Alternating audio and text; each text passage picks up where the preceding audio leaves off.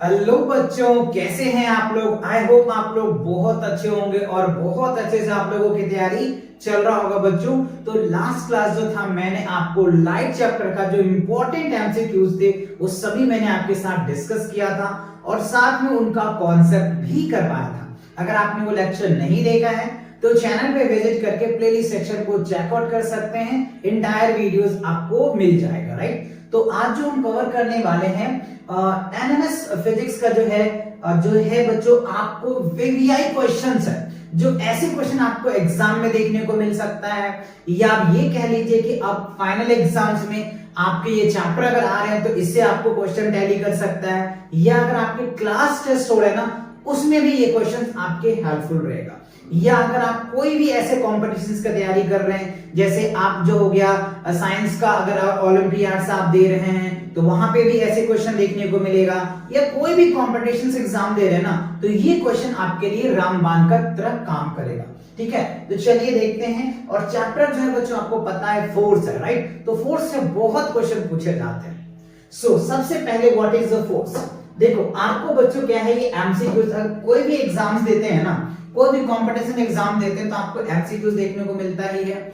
आप एक कंपटीशन का तो छोड़ो, अगर आप टेस्ट लेते हैं ना आपके टीचर्स, तो वहां पे भी आपको एमसीक्यूज देखने को मिलता है, आपके फाइनल एग्जाम में एमसीक्यूज देखने को मिलता है। बट मैं यहाँ पे क्या कर रहा हूँ, एमसीक्यू के साथ साथ डिटेल कॉन्सेप्ट भी आपके साथ डिस्कस कर रहा हूँ कि अगर आप ये लॉन्ग क्वेश्चन में भी पूछ दे तो आप आसानी से और बहुत इजी से आंसर लिख पाओगे। ठीक है, तो चलिए क्वेश्चन देखिए क्या कह रहे हैं। What is force. फोर्स क्या होता है बच्चों, जब आप किसी ऑब्जेक्ट को या तो पुश करते हो या पुल करते हो तो हम क्या करते हैं, फोर्स एक्ट होता है। जैसे मान लो अगर ये एक कोई ऑब्जेक्ट है, इस ऑब्जेक्ट को या तो आप इसको धक्का लगा सकते हो या फिर आप इसको इधर से खींच सकते हो या खींच सकते हो, तो दोनों काम कर सकते हो, या तो आप पुश कर सकते हो या पुल कर सकते हो, जब भी तो किसी ऑब्जेक्ट को पोजीशन को चेंज कर सकते हो। ठीक है, तो चलिए ऑप्शन देखिए आपके पास क्या है, the ability to do work, push और pull on an object, type of energy या स्पीड ऑफ एन ऑब्जेक्ट। तो क्या लग रहा है आपको, क्या आंसर्स होगा। साथ साथ बच्चों आप भी आंसर्स करो, मैं तो आंसर बताऊंगा फिर आप अपने आंसर चेक कर लेना कि क्या दोनों का आंसर मैच कर रहा है या नहीं कर रहा है। लास्ट तक आपके कितने मार्क्स आते हैं, तो इसका जो आंसर होगा ना बच्चों वो क्या होगा, बी होगा, राइट। पुश और पुल ऑन एन ऑब्जेक्ट, यानी किसी ऑब्जेक्ट पे फोर्स कैसे लगाते हैं, या तो आप धक्का मार के या आप खींच के, ऐसे ही तो लगा सकते हो, तो ये होता है। ठीक है, चलो B is the correct answer. Now the next second देखो कह रहा है, which of the following is unit of force. देखो फोर्स के जो सिंबल्स होता है ना बच्चों वो एफ होता है, एफ से हम फोर्स को रिप्रेजेंट करते हैं। फोर्स का जो ऐसा यूनिट होता है ना वो न्यूटन होता है। क्या होता है, न्यूटन होता है। या फिर आप इनको ऐसे लिख सकते हो, फोर्स इक्वल्स टू क्या होता है, आपने mg पढ़ा होगा, है ना। तो mg का क्या होता है, kg, और acceleration due to gravity mg भी होता है, F इक्वल्स टू mg होता है। तो आप ये, तो हमें यूनिट पूछा जा रहा है, तो फोर्स का जो ऐसा यूनिट होता है ना वो न्यूटन होता है। तो आपका क्या होगा बच्चों, ये आंसर आ जाएगा सी। सी इज द करेक्ट आंसर। देखो जूल किसका होता है, एनर्जी का होता है, ENERGY। एनर्जी का ऐसा यूनिट क्या होता है, जूल होता है। ठीक है, मीटर किसका होता है, डिस्टेंस का होता है, डिस्टेंस हो गया। ठीक है, अच्छा वॉट किसका होता है, पावर का होता है। ठीक है, और ये न्यूटन किसका हो जाएगा, फोर्स का हो जाएगा। ठीक है ना, FORCE, फोर्स, राइट। तो ये आपके चारों पता चल गए। एनर्जी का अगर आपका यूनिट पूछा जाता है तो जूल होता है। दुनिया की कोई भी एनर्जी ले लो बच्चों, काइनेटिक एनर्जी ले लो, पोटेंशियल एनर्जी ले लो, मैकेनिकल एनर्जी ले लो, हीट एनर्जी ले लो, सभी का जो ऐसा यूनिट होता है ना वो जूल ही होता है। मीटर कोई भी डिस्टेंस लगभग हम मीटर नहीं करते, बिकॉज मीटर स्टैंडर्ड यूनिट्स होता है लेंथ का, है ना। अच्छा, न्यूटन पता है, फोर्स का पता है, व्हाट पावर का होता है। ठीक है, ये आपसे 4 क्वेश्चंस पुट ऑन होंगे। क्लियर, चल आगे बढ़े। Okay, now the next question देखो कह रहे हैं, व्हाट इज द ऐसा यूनिट ऑफ मास। देखो मास का ऐसा यूनिट क्या होता है, मास जो होता है ना बच्चों, मास का जो स्टैंडर्ड ऐसा यूनिट होता है ना वो केजी होता है, यानी किलोग्राम होता है। क्या होता है, किलोग्राम। जैसे आप जाते हैं कहीं पे, कहते हैं 5 केजी पोटैटोस दे दो, तो 5 केजी बोलते हैं, स्टैंडर्ड यूनिट, राइट। ऑप्शंस में यस ए है बच्चों, तो ए क्या हो जाएगा, kilogram, right. A is the correct answer, right. अभी ये चीज हमने बताया, ग्राम आपको पता है ये स्मॉल यूनिट्स होता है, न्यूटन फोर्स का ऐसा यूनिट होता है, मीटर डिस्टेंस का होता है, ये मैंने अभी आपको क्लियर कराया। आई होप बात आपको क्लियर आ रहा है समझ में। आपको बच्चों कॉन्सेप्ट क्लियर होता है ना तो बहुत आसानी से इस तरह क्वेश्चन को चुटकियों में आप सॉल्व कर लोगे, राइट? करोगे नहीं क्योंकि डिटेल्स करा रहे हैं, है ना? चल आगे बढ़े। अब देखो नाउ क्वेश्चन नंबर 4 में क्या है, which of the following is an examples of a contact force? देखो contact force का एग्जांपल क्या हो सकता है? आपके पास ऑप्शन है gravitational force, magnetic force, frictional force, electrostatic force. देखो ग्रेविटी फोर्स क्या होता है आपको पता है, ये तो कभी कांटेक्ट होगा नहीं, एक ऑब्जेक्ट यहां होता है तो एक ऑब्जेक्ट यहां होता है और इन दोनों के बीच में ग्रेविटेशनल फोर्स लगता है, तो ये तो कांटेक्ट फोर्स हो ही नहीं सकता। अच्छा मैग्नेटिक फोर्स, ये मैग्नेटिक भी देखो आप मैग्नेट को इधर रखते हो और आयरन पीस को इधर रखते हो फिर भी ये अट्रैक्ट करता है, बिना छुए ही ये अट्रैक्ट कर लेता है, ठीक है? अच्छा फ्रिक्शनल फोर्स, देखो फ्रिक्शनल फोर्स होगा बच्चों आंसर आपका। कैसे? फ्रिक्शन क्या होता है? जब दो ऑब्जेक्ट आपस में घर्षण करते हैं, जब भी तो फ्रिक्शन होता है ना। घर्षण कब होगा? जब दो ऑब्जेक्ट आपस में कांटेक्ट में आएगा जब ही तो होगा ना बच्चों। तो फ्रिक्शनल फोर्स को कांटेक्ट फोर्स भी कहते हैं, तो आपको ये याद रखना, फ्रिक्शन फोर्स को कांटेक्ट फोर्स भी कहा जाता है। क्यों? क्योंकि बिना कांटेक्ट का फ्रिक्शन हो ही नहीं सकता, बिना कांटेक्ट के फ्रिक्शन ही नहीं होगा, तो फ्रिक्शन को हम कांटेक्ट फोर्स भी कह सकते हैं या कहते हैं, ऐसे कह लीजिए, ठीक है? इलेक्ट्रोस्टैटिक फोर्स होता है, ये नहीं होगा बच्चों, है ना? तो फ्रिक्शनल फोर्स को कांटेक्ट फोर्स कहा जाता है। So that is the correct answer of this question. Clear? चलिए अब क्वेश्चन नंबर 5 में देखो कह रहा है which force keeps the planets is orbit around the sun? किस फोर्स के कारण ये जो आप प्लैनेट देख रहे हैं वो अपने ही एक्सिस में रोटेट कर रहा है? समझ रहे क्वेश्चंस? किस फोर्स के कारण जितने भी प्लैनेट्स आप पढ़ रखे हैं और एसएसटी में आपको पता है वो प्लैनेट किस वजह से अपने ही एक्सिस में रोटेट करता है, कौन सा फोर्स उस पे लगता है जिसके वजह से वो अपने ही एक्सिस में रोटेट करता है, राइट? सो आपके पास ऑप्शन में है gravitational force, frictional force, electromagnetic force या न्यूक्लियर फोर्स। तो आंसर क्या होगा बच्चों? Gravitational force. ग्रेविटेशनल फोर्स के कारण ही जितने भी आप 8 प्लैनेट्स पढ़ रहे हैं ना, वो सभी प्लैनेट जो होता है अपने ही एक्सिस में क्या करते हैं, एक टाइम पीरियड में रोटेशन करता रहता है, जो आपने सिस्टम में पढ़ चुके हैं। क्लियर हुआ? किस फोर्स के कारण होता है? ग्रेविटेशनल फोर्स के कारण होता है, ये आपको याद रहना चाहिए, ठीक है? चलिए अब देखो क्वेश्चन नंबर 6 में कह रहा है which of the following is not vector quantities? देखो बच्चों क्वांटिटीज, फिजिकल क्वांटिटीज होना दो तरीके का होता है, राइट? मैं थोड़ा सा डिस्कस करके आपको बताता हूं। देखो फिजिकल जो क्वांटिटीज होता है ना, दो होता है, एक क्या होता है स्केलर होता है, ठीक है, और एक क्या होता है वेक्टर होता है। क्या होता है बच्चों? वेक्टर क्वांटिटीज होता है। देखो अब स्केलर क्वांटिटीज क्या होता है, वेक्टर क्वांटिटीज। अच्छा फिजिकल क्वांटिटीज क्या होता है? जिसको आप मेजर कर सकते हैं ना, उसे हम लोग फिजिकल क्वांटिटीज कहते हैं, ठीक है? अच्छा अब देखो स्केलर क्वांटिटीज क्या होता है? Those quantity which has only magnitudes, right, as well as direction is known as a vector scalar quantities, ठीक है? बट वेक्टर क्वांटिटीज में क्या होता है? डायरेक्शन भी होता है, मैग्नीट्यूड भी होता है और ट्रायंगल लॉ को भी फॉलो करता है, उसको हम लोग क्या बोलते हैं? वेक्टर क्वांटिटीज, ठीक है? तो बात समझ में आया? यानी जिस फिजिकल क्वांटिटीज या फिर आप अंडर 8th में हैं तो ट्रायंगल लॉ को रहने दो, आप सिंपल याद रखो, जिसको ओनली मैग्नीट्यूड होता है ना उसको हम लोग स्केलर क्वांटिटीज बोलते हैं, और जिसमें मैग्नीट्यूड और डायरेक्शन दोनों होता है उसे हम लोग वेक्टर क्वांटिटीज बोलते हैं, ठीक है? ये बात क्लियर हुआ? स्केलर क्वांटिटी समझ में आ गया, वेक्टर क्वांटिटीज। तो देखो स्केलर क्वांटिटीज में क्या हो जाएगा आपका? डिस्टेंस हो जाएगा, ठीक है? डिस्टेंस हो जाएगा, वर्क होता है, ठीक है, वर्क हो जाएगा, राइट? ये सभी क्या है? वेक्टर क्वांटिटीज में क्या हो जाएगा? फोर्स हो जाएगा, ठीक है, डिस्प्लेसमेंट हो जाएगा, ठीक है, और आप क्या लिख सकते हो? वेलोसिटी हो जाएगा, ठीक है? ये सभी क्या है? वेक्टर क्वांटिटीज है।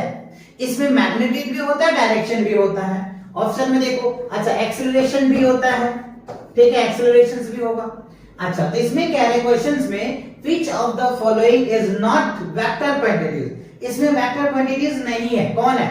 देखो, फोर्स वेक्टर क्वांटिटीज है, वेलोसिटी वेक्टर क्वांटिटीज है, एक्सेलरेशन वेक्टर क्वांटिटीज है, और जो है बच्चों ये है स्पीड। स्पीड एक डिस्टेंस का काम करता है ना, तो वो क्या है हमारा, यानी आप यहां लिख चाहे तो लिख दीजिए स्पीड, है ना।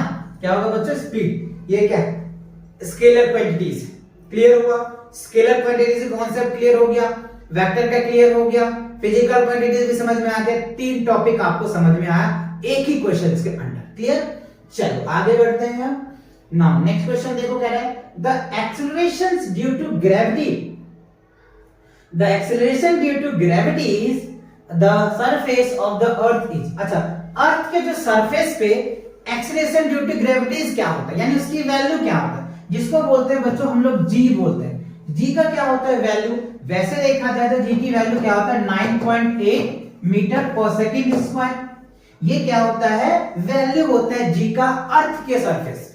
और वैसे हम जी को नॉर्मली जब हम कैलकुलेशन करते हैं तो 10 मीटर स्क्वायर हम ले लेते हैं, बट एक्चुअल जो वैल्यू होता है ना अर्थ के सरफेस पे एक्सेलरेशन ड्यू टू ग्रेविटी का, वो 9.8 मीटर पर सेकेंड स्क्वायर। तो अब ऑप्शन में देखो है यस, बी है ना बच्चों, तो B is the correct answer. Understand या नॉट? ये रिमेंबर होना चाहिए बच्चों, ये आपको न्यूमेरिकल को सॉल्व करने में बहुत हेल्प मिलेगा, राइट। न्यूमेरिकल को सॉल्व करने के कभी कभी 10 भी ले लिया जाता है, राइट, और उसके आंसर को अप्रोक्सीमेटली लिख दिया जाता है, तो ये बात भी आपको माइंड में रहना चाहिए, ठीक है। चलिए आगे बढ़ते हैं। नेक्स्ट क्वेश्चन देखो क्या है। A car accelerated at the rate 3 metre per second square, ठीक है। What is the force of car mass is 100 kg, right, sorry 1000 kg। देखो क्वेश्चंस में कह रहा है कि आपको एक्सेलरेशन दिया हुआ है, एक्सेलरेशन कितना है?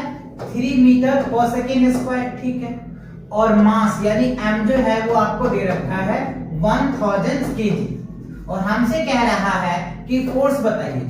क्या बताइए? फोर्स। तो देखो फोर्स इक्वल्स टू फॉर्मूला आपको याद होगा, मास इनटू एक्सेलरेशन होता है, ठीक है। तो मास कितना है आपके पास? 100 kg है, ठीक है, और एक्सेलरेशन कितना है? 3 है, तो मल्टीप्लाई कर दीजिए तो कितना आ जाएगा? 3000। और फोर्स का जो एसआई यूनिट होता है वो क्या होता है? न्यूटन होता है। तो कितना आएगा आपका आंसर? क्या आ गया बच्चों? 3000 न्यूटन आपका आंसर होगा। ऑप्शन में चेक करो, यस यही है बच्चों 3000 न्यूटन, तो that is the correct answer. तो ये फॉर्मूलेस बच्चों आपको लर्न होना चाहिए, है ना, जिससे कि आप आसानी से क्वेश्चन कर सकते हो। तो ये मेन फॉर्मूला है, इस पे आपको 3 तरीके से क्वेश्चन पूछा जा सकता है। मास इक्वल क्या हो जाएगा? फोर्स अपॉन में एक्सेलरेशन पूछा जा सकता है, कभी घुमा करके questions. Acceleration equals to force by mass पूछा जा सकता है ना। तो ये बात आपको याद रखना, मेन फॉर्मूला ये है, इससे आप ये निकाल सकते हो। अभी फोर्स पूछ दिया, कभी आपको मास पूछ सकता है, कभी एक्सेलरेशन पूछ सकता है। तो कैसे भी क्वेश्चन बने आप इस क्वेश्चन को छोड़ेंगे नहीं। समझ रहे हो बात क्यों नहीं? क्लियर? ओके, चलो अब देखते हैं क्वेश्चन नंबर 9 में। देखो कह रहा है a force of 10 newtons act on object with a mass 5 kg, what is the acceleration produced? देखो पूछ दिया, मैंने भी बोला था ना इस फॉर्मूले को अच्छे से याद करना। देखो इस पे ही क्वेश्चन आपको घुमाया। अब क्या दे दिया आपको? F दे दिया, फोर्स कितना दे दिया? 10 न्यूटन दे दिया, और मास कितना दे दिया? 5 kg दे दिया, और आपसे क्या पूछ रहा है? बताओ एक्सेलरेशन क्या होता है। तो अभी तो मैंने आपको फॉर्मूला बताया ना, फोर्स इक्वल्स टू क्या होता है? Mass into acceleration. तो एक्सेलरेशन इक्वल्स टू क्या हो जाएगा? फोर्स बाय मास हो जाएगा, राइट। और हमें क्या देना? फोर्स पता है, मास पता है, बस एक्सेलरेशन चाहिए। तो 10 बाय क्या हो जाएगा? 2, और 2 से इसको डिवाइड कर दो तो कितना हो जाएगा? सॉरी 5 है ना, तो 5 से डिवाइड करोगे तो 2, तो ये हो जाएगा 2। और एक्सेलरेशन का जो एसआई यूनिट होता है ना, मीटर पर सेकंड स्क्वायर होता है, तो ये आपको याद रखना है, ठीक है। ये आ जाएगा, एक्सेलरेशन क्या हो जाएगा? मीटर पर सेकंड स्क्वायर, तो ये आपका आंसर आ जाएगा 2 मीटर पर सेकंड स्क्वायर। ऑप्शन में देखो है यस, बी है बच्चों, तो B is the correct answer, right. तो आई होप ये बातें आपको समझ में आ रहा होगा, बहुत आसानी से, कोई दिक्कत नहीं हो रही होगी। ओके चलो आगे बढ़ते हैं। अब देखो क्वेश्चन नंबर 10 में कह रहा है a 5 newton force acts to the right on a object while a 3 Newton force act to the left, what is the net force? अच्छा देखो क्वेश्चन यहाँ पे कह रहे हैं नेट फोर्स का बात। नेट फोर्स इसमें ये कहना चाह रहा है कि 5 newton force act on right on object, यानी कोई मान लो एक ऑब्जेक्ट है, क्या है, एक ऑब्जेक्ट है, तो इस पे कह रहे हैं राइट साइड से कितना लग रहा है बच्चों, 5 न्यूटन फोर्स लग रहा है, ठीक है। अच्छा, और इसको लेफ्ट साइड से कितना लग रहा है, 3 न्यूटन लग रहा है, ऐसे ना 3 न्यूटन एक्स कर रहा है, तो फोर्स क्या होगा, राइट में ही ज्यादा होगा, राइट से क्या लग रहा है, राइट ऑन ऑब्जेक्ट लग रहा है। तो यहाँ पे अगर आप नेट फोर्स निकालते हो, एफ नेट निकालते हो, तो क्या हो जाएगा, F1 माइनस क्या हो जाएगा, F2 हो जाएगा। सो 5 न्यूटन और माइनस क्या हो जाएगा, 3 न्यूटन, तो कितना आ जाएगा, 2 न्यूटन क्या हो जाएगा, राइट ऑन द ऑब्जेक्ट हो जाएगा। 2 newton right on the object है, यस ये है बच्चों, 2 newton to the right side, right आप बोल सकते हो क्योंकि क्वेश्चन में राइट कह रहे हैं तो राइट हमने बोल दिया। 2 newton to the right, because right में ज्यादा फोर्स लग रहा है, लेफ्ट में कम। जैसे मान लो ना ये इधर 5 न्यूटन लग गया, ऐसे समझिए, और 3 न्यूटन इधर आया, तो फिर भी तो ये बच ही गया ना, 2 न्यूटन तो राइट में बच ही गया, तो ये हमारा आंसर आ जाएगा, ठीक है। तो ये क्लियर हो गया, ओके आगे बढ़ते हैं। अच्छा, तो इसी के साथ बच्चों ये आपको टॉप 10 क्वेश्चंस थे फोर्स से रिलेटेड जितने भी क्वेश्चंस है लगभग आपको क्लियर हो गया होगा, राइट। तो मिलते हैं नेक्स्ट वीडियो के साथ बहुत जल्दी, तब तक तैयारी करते रहें। और इस चैनल पे बच्चों आपको एच से रिलेटेड इंटायर कंटेंट आपको प्रोवाइड किया जाता है मैथ एंड साइंस के लिए। तो नए हैं इस चैनल पे तो आप चैनल को सब्सक्राइब भी कर सकते हैं और अपने दोस्तों के साथ शेयर जरूर करें, जिससे कि आपके दोस्त भी मैथ और साइंस में अच्छा स्कोर कर पाए। और अगर आप किसी कॉम्पिटिशन्स की प्रिपरेशन कर रहे हैं, जैसे एनएमएस का हो गया, या फिर ओलंपियाड का प्रिपरेशन कर रहे हैं, या जवाहर नवोदय विद्यालय का प्रिपरेशन कर रहे हैं, तो इस चैनल के मदद से आपको काफी हेल्प हो सकता है। तो आप उन दोस्तों तक भी पहुंचाए जो जवाहर नवोदय विद्यालय का या एनएमएस का एग्जाम्स का प्रिपरेशन कर रहे हैं, तो उनके लिए यहाँ पे लगभग बहुत सारे कंटेंट ऑलरेडी अपलोड किया जा चुका है और रेगुलर बेसिस पे अपलोड हो रहा है, ठीक है। तो मिलते हैं नए वीडियो के साथ बहुत जल्दी, तब तक के लिए take care and bye bye.